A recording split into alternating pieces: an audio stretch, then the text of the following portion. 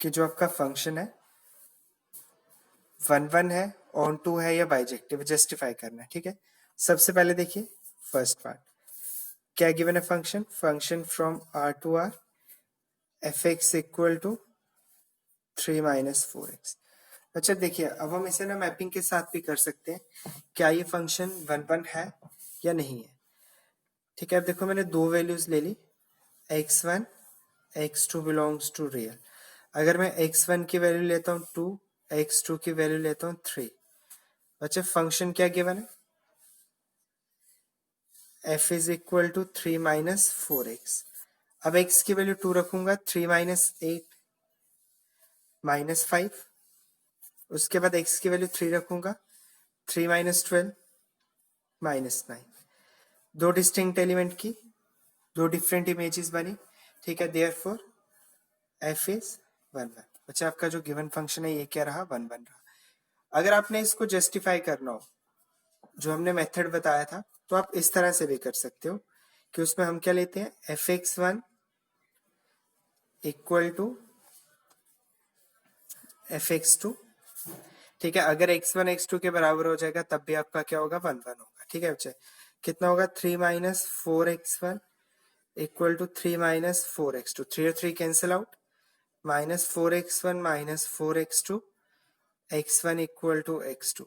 अच्छा अगर fx1 equal to fx2 लिया, x1 की वैल्यू x2 के बराबर आ गई, देयरफॉर f इज 1 1। जो आपका फंक्शन है वो क्या रहेगा, 1 1 रहेगा। अच्छा देखो, अगर फंक्शन 1 1 है फॉर ऑन टू के लिए, ठीक है, ऑन टू के लिए हमने चेक करना है। ऑन टू की कंडीशन क्या होती है, range of function is equal to codomain. अब fx रेंज निकालने के लिए fx को y के साथ रिप्लेस करो, 3 minus 4x, 4x equal to 3 minus y। x की वैल्यू कितनी होगी, 3 माइनस y अपॉन 4। अच्छा अब हमें पता है कि इसका जो आंसर है वो सारी y की रियल वैल्यूज पे एग्जिस्ट करेगा, इसका आंसर कभी भी नॉट डिफाइंड नहीं होगा। इट मींस जो रेंज ऑफ फंक्शन रहेगी वो क्या रहेगी, all real values. It means range of function is equal to codomain f is onto. f क्या हो गया, ऑन टू हो गया। अगर f 1 1 है, ऑन टू है, तो f क्या रहेगा, बाइजेक्टिव फंक्शन x क्या। अब देखो, अगर हम इस फंक्शन को मैपिंग के साथ देखें बच्चे, पहले क्या ये फंक्शन 1 1 है या नहीं है। अब देखिए, अगर दो वैल्यूज ली मैंने, x1 और x2, दो रियल वैल्यूज ले ली बच्चे, एक ले लिया 2 और एक लिया -2, मतलब वही वैल्यूज लेनी है। मैंने आपको बोला कि जिसपे ये गलत प्रूफ हो। मुझे पता है एक्स स्क्वायर तो पॉजिटिव क्वांटिटी है, तो क्या लिखेंगे हम, आपका जो फंक्शन गिवन है f की वैल्यू क्या गिवन है, 1 प्लस एक्स स्क्वायर। अगर मैं x की वैल्यू 2 रखूंगा, 2 का स्क्वायर 4 प्लस 1 5, x की वैल्यू -2 रखूंगा, -2 का स्क्वायर 4 प्लस 1 5। बच्चे इन दोनों डिफरेंट एलिमेंट्स की एक सेम इमेज आई। अगर सेम इमेज हो तो f इज नॉट 1 1, फंक्शन क्या 1 1 नहीं है। अब इसको हम प्रूफ किस तरह से करेंगे बच्चे, अब देखो, अगर हमने इस वे में लिखा, दो वैल्यूज ली जो डोमेन को बिलोंग कर रही है, f of x1 is equal to f of x2।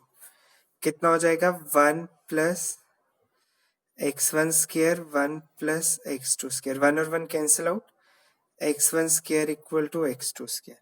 अच्छा इसको लिख सकता हूँ, x1 square minus x2 square equal to 0, x1 minus x2, x1 plus x2 equal to 0।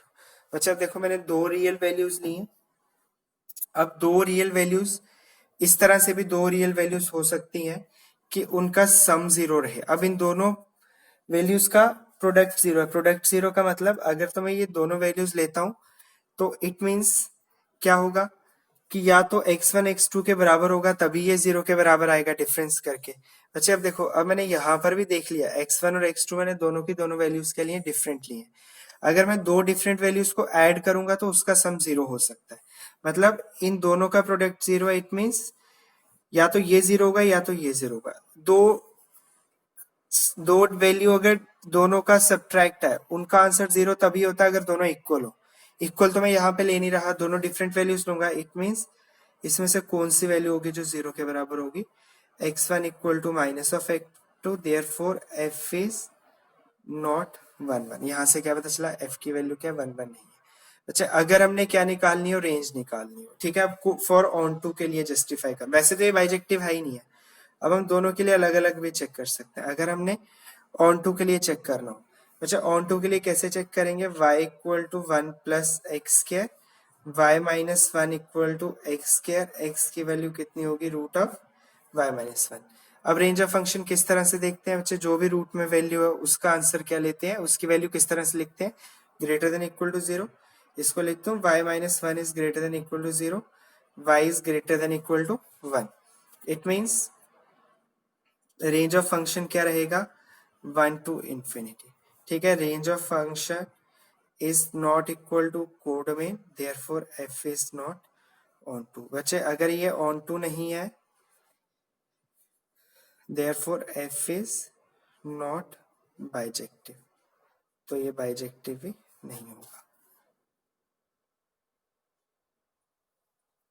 क्या गिवन है?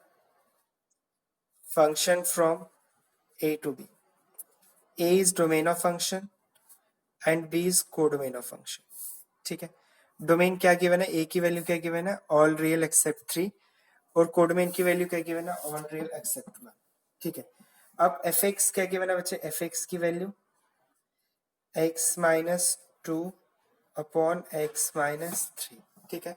आप इसको मैपिंग से भी कर सकते हो, मैपिंग से करना है मैपिंग से कर लो बच्चे, दूसरे मेथड से करना है दूसरे मेथड से कर लो, ठीक है। Let x1 x2 belongs to domain of function क्या है? a, दो वैल्यूज डोमेन को बिलोंग कर रही है। f of x1 is equal to f of x2, कितना रहेगा? x1 minus 2 x2 minus 3, sorry x1 minus 3 x2 minus 2 x2 minus 3, कितना हो जाएगा? x1 minus 2 x2 minus 3 x2 minus 2 x1 minus 3, बच्चे कितना हो जाएगा? x1 x2 minus 3x1 minus 2x2 plus 3 to 6 x2 x1 minus 3x2 minus 2x1 plus 6। बच्चे x1 x2 cancel out, minus 3x1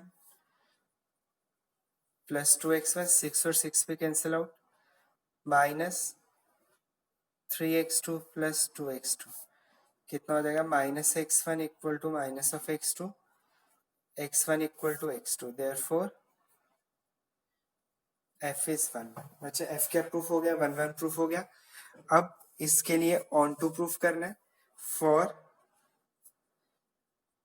on to के लिए बच्चे F x को y के बराबर रिप्लेस करेंगे, y equal to x minus 2 by x minus 3, ठीक है। कितना हो जाएगा? y into x minus 3 equal to x minus 2, y x minus 3y equal to x minus 2, कितना हो जाएगा बच्चे?